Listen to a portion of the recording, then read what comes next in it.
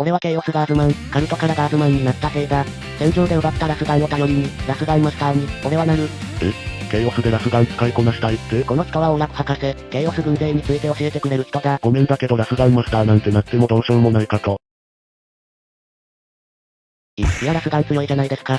また安く人体貫通する上に、どんな状況でも使えて、温めたら130発撃てるマガジンあって使いやすいけど。いやくっそ強いですよ。カルトが使うような自動小銃オートライフルなんか威力は普通の小銃程度で弾は充電なんかで溜まるわけない。普通の弾丸でマガジンも30発あればいい方でしたし。落ち着きたまえ、視聴者さんがついていけないじゃろうが。すみません。オートライフルってのは現実世界のアサルトライフルみたいなもんです。で、まあそりゃアサルトライフルみたいなん使ってる一般人からすやくっそ強く思えるだろうけど。実際帝国防衛軍が使ってるのも強かったですよ。軽車両や熊よりでかいモンスターだって無力化してましたし。それラスガンの一斉射撃じゃない？帝国防衛軍の基本にして最強の戦術がラスガンの一斉射撃なんじゃよ。あれ戦術なんですね。適当に撃ってるんじゃなくて、政治将校とかが目標を定めて命令してる。そうだったのか。ラスガンはそれこそオートライフルみたいにオートで連射できないから、兵数生かしてそういう使い方してるんじゃ。ラスガンってオート連射できないんですか？そんなことしたらバッテリーがオーバーヒートして爆発するリスクある。うわプラズマ武器じゃないですか。そうじゃね。だからオート連射なんかできないように設計されておるの。機銃みたいなラスガンもあるけど、これらは外付けの冷却装置とラスガンをはるかに超える大きなバッテリーがあり、もはやラスガンでなくなるんじゃ。連射一つ組み込むだけでラスガンとは別兵器になるんですね。そうじゃ、強いのは認めるけど、所詮は代わりの低い地兵卒が装備する小銃じゃの。わかりました。所詮は小銃としてわきまえ、ラスガンを充電に活かせるよう訓練します。それはケイオスでは絶対に不可能じゃ。博士、さっきからラスガンに否定的すぎじゃありませんか？いや、コントン勢って帝国防衛軍みたいにラスガンを扱える連中じゃないんじゃよ。一兵卒が使う最も優れた自動小銃でしょ？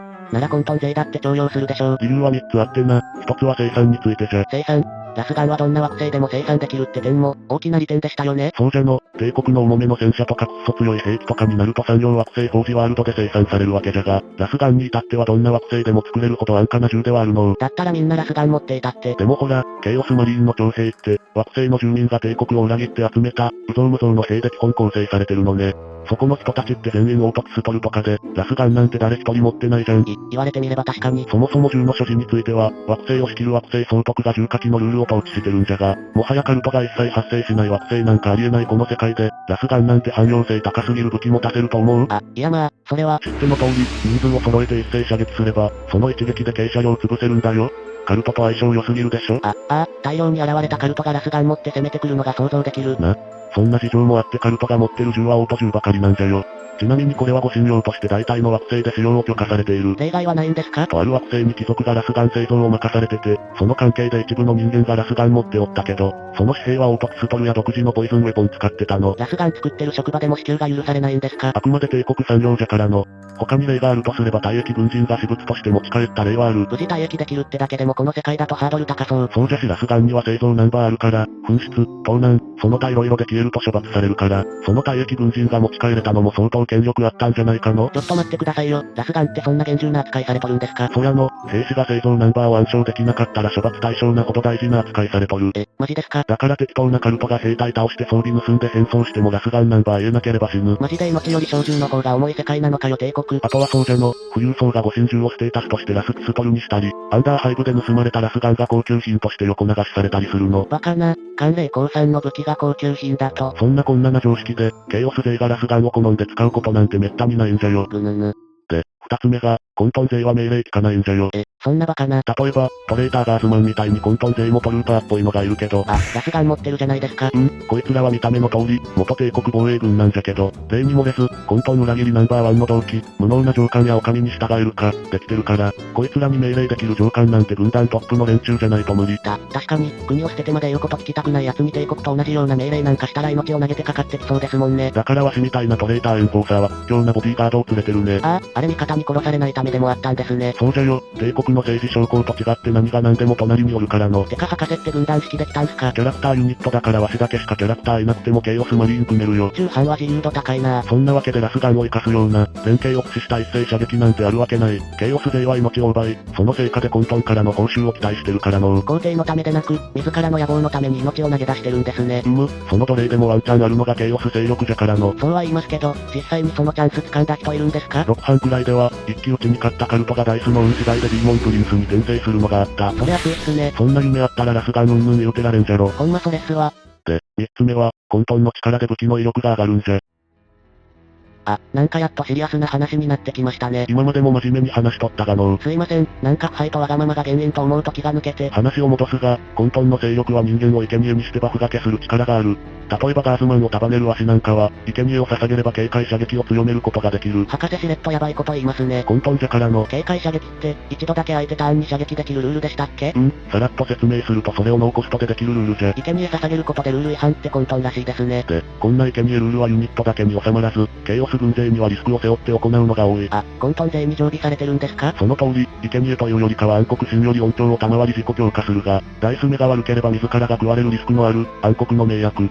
さらには崇拝する4中心からの音調を得て強化するバフもあり、カルトが全力で命を投げ打つ死に物狂いの献身なんてのもある。徹底的に命を投げまくってるじゃないですか。そう、その対価は凄まじく、オートライフルがボルトガンのごとく強化されたり、ただのクロースコンバットウェポンとかいうナタみたいな武器がチェーンソードのような強さになる。いやいや瞬発的とはいえ強すぎませんか？待てよ。そう、オートピストルとラスガンくらいの差なら暗黒の力で差なんて一気になくなるんじゃ。そういうことかー。そういうことじゃ、ラスガンの訓練するくらいならカルト増やしたり敵軍補助にしたり拉致って生贄にした方がいい。じゃあ何ですか？ラスガンの訓練するより一人でも多く増量を集めた方が。正解、ラスガン一丁より人間一人の命の方が重いのが混沌じゃ。それは言葉が綺麗すぎるでしょう。実際使うという意味では帝国よりちゃんと使ってる気がするけどのまあこの世界の人類なんて土から生えてくるくらいいるけど。なんならその土の方が少ないな。はぁ、ラスガンが強いからって奪ったまではいいけど、混沌じゃ役に立たないのか。はっはっは、そんなことはないぞ。あなたは、ヒューロン・ブラックハートさん。はっはっは、そうだ、ヒューロン・ブラックハートだ。現在2026年2月に新発売で盛り上がってるヒューロンさんが、宇宙海賊レッドコルセアを指揮するバタブの暴君がなんでこんなところに。はっはっは、宣伝と説明ありがとう。さっきから話を聞かせてもらっていたのだが、ラスガンを使いこなしたいなら私のところへ来なさい。どうしてそんな急に？それは私ヒューロン・ブラックハートは、大落以前からマリーンとミリタリ無性の両方を生かした戦術をとっていたからだ。そうなんですか？詳しくは省くが、その名残で大落した今もマリーンや悪魔だけに頼らず、トルーパーも揃えているのだよ。ほら見てごらん、今度発売のレッドコルセアバトルフォースも、この通りトルーパーがちゃんといる。本当だ、それが理由だったんだ。そういえば閣下は、混沌の力をあまり信用していないというお考えでしたね。その設定もあってか、配下も混沌の歪みに汚染された者は全然いないだろう。あれ、よく見たら全然変異していない人ばかりじゃないですか。生身から触手や角が生えてるような連中が一切おらんの。私と一緒に発売される側近たちも、この通り見た目の変異は皆無と言っていい。ここまで変異が見られないケイオスマリーンも珍しいの。私は海賊行為も盛んに行い、混沌勢では一番お金持ちと言われている。はい、その噂はよく耳にします。その理由として、人間を無差別にただ殺害するのでなく、人材として扱う点にある。まず惑星一つ支配する際も、通信を遮断し包囲網を引き、速攻で勝負を決めるスタンスだ。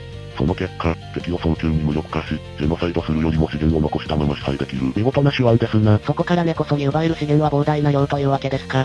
だが私の場合、その惑星に在中する防衛軍の兵も資源と考え手中に収める。しかし、敵が急に寝返るのでしょうか。私はカリスマが高いから言うこと聞いてくれる人は多いぞ。さすが閣下。忠誠心の高い兵は他のケイオス勢がするように、強要することも当然出てくるだろう。具体的にどのような？捕虜には服従歌詞を選ばせるのが基本じゃの。その際、よりの忠誠を確かめるために上官や仲間を同士打ちさせたりして忠誠心を図ったりする。そう、だが我が電撃作戦で見事に勝利すれば、今までの帝国は何だったのと格の差を見せつけられた帝国兵は、結構あっさり寝返ってくれることもあるぞ。被害を最小限に減らし、資源を食い潰す戦争をせず、敵兵を寝返らせることができるなんて暗黒銀河に優しい混沌なんだ。カジュアルに惑星浄化する人類とか、根こそぎ資源を奪うゼノに見せつけたいですの。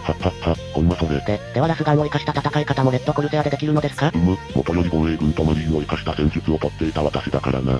何より今度のレッドコルセアバトルフォースに、ラスガン装備のトレーターガーズマンがいるあたり期待ができる。メタイですが説得力ありますな。メタといえば GW 公式サイトにも、レッドコルセア軍勢ページが設けられている。ということは、レッドコルセアが他のカルトマリーンのように独立した軍勢として使えるようになるかもしれん。そして現在のケイオススペースマリーンにはカルトが中心のデタッチメントが存在し、サウザンドさんにはツァーンゴールが中心となるデタッチメントもある。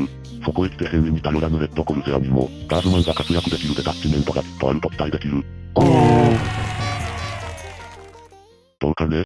うちで混沌ラスガンマスターを目指す覚悟はあるかね？やります。初志貫徹できず何が混沌ですか？混沌にしてはいささかキラキラすぎるな。君に仲間や上官を殺せるかな？はい、このラスガンは仲間から殺して奪い取り、上官は撃ち抜きました。やるではないか。だがに対しても常に殺し合いと奪い合いを強いられるぞ。そんなもん生まれた時からしてます。焼き印とか熱いけど大丈夫？物心つく頃から親に根性焼きされてましたし、もちろん親は仕留めました。人の心とかないんか？あんたが言いますか？だが合格だ。一緒に頑張ろう。やったー。混沌勢は成果を出す者には、奴隷さえも昇格する権利を与えている。君のラスガンに対する思いが今後どう活躍するか、全ては己自身だ。はい、誰にも頼らずそれでエゲレット・コルセアには従順にストイックに自分のために頑張ります。はっはっは、それでこそ混沌、暗黒の名役成立だ。よー。